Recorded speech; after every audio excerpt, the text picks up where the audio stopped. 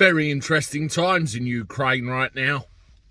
It doesn't matter whether you believe what the mainstream narrative happens to be, or you have some other idea or some other belief as to what really is going on over there. But there's one shared theme between those two. What a mess. And you have to ask yourself questions. I mean, I want to ask myself too, actually. What if Donald Trump was in charge and Joe Biden wasn't? And what's all this business about a no-fly zone?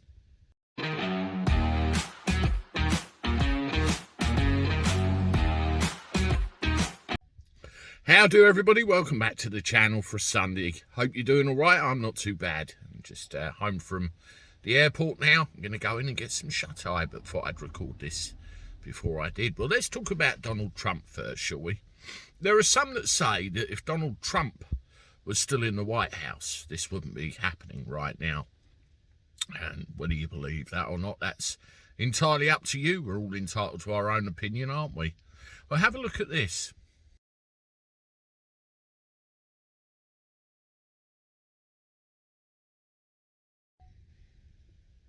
I'll leave you to believe whether this is true or not, but Donald Trump claims that in conversations with Putin, he said, if you do this, I'll get Moscow, thereby calling his bluff. I believe Trump would have been crazy enough to do it personally, but he put that belief in Putin's mind.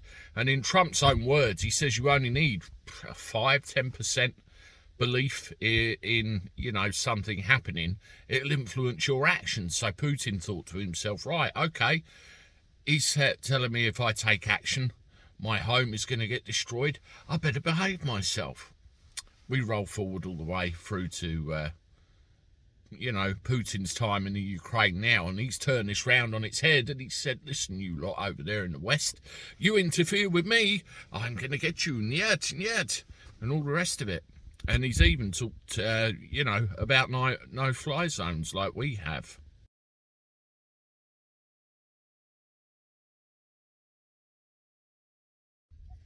He's turned round and said, hasn't he, a no-fly zone would be seen by him as an act of war, and that is something none of us want. But again, has he expertly called our bluff, or is he crazy enough to do something about it? But we've got to understand what no-fly zones are. This is the dictionary definition of a no-fly zone.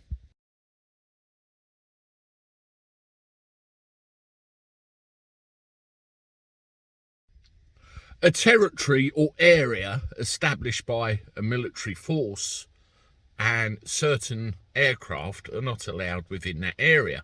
So in this instance, it would be no-fly zone over the Ukraine. Zelensky is repeatedly requesting this no-fly zone to stop aircraft entering that area of interest. The thing is with this, you have to enforce it. If Russian aircraft entered that area, you would have to warn them first. If they didn't heed, shoot them down, therefore putting our forces in direct conflict with their forces. This is something that our lot seem to be keen to avoid at the moment. How long this carries on for, I don't know. I saw an interesting piece with John Nicol on the TV the other day. For those of you that are not familiar with John Nicol, here he is. John Nicol was part of an RAF Tornado crew shot down and captured during the first Gulf War in the 90s.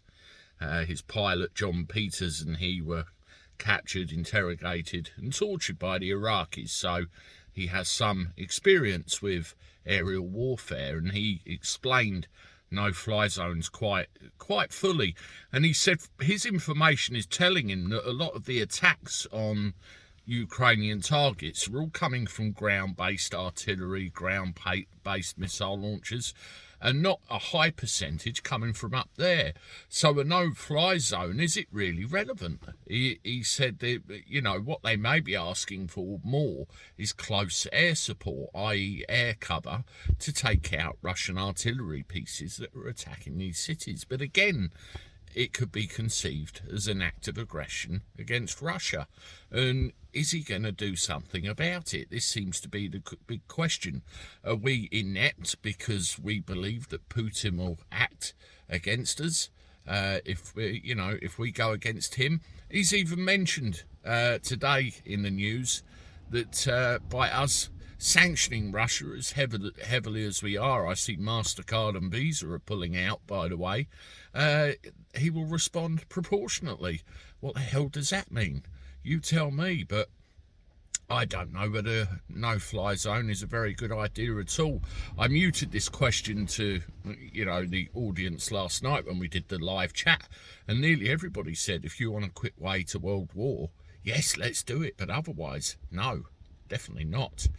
We'll see how this plays out over time, and I'll bring you updates, as many as I can, but I think there's going to be a long way down the road before this starts to clear up, personally. You let me know what you think. It's open for discussion.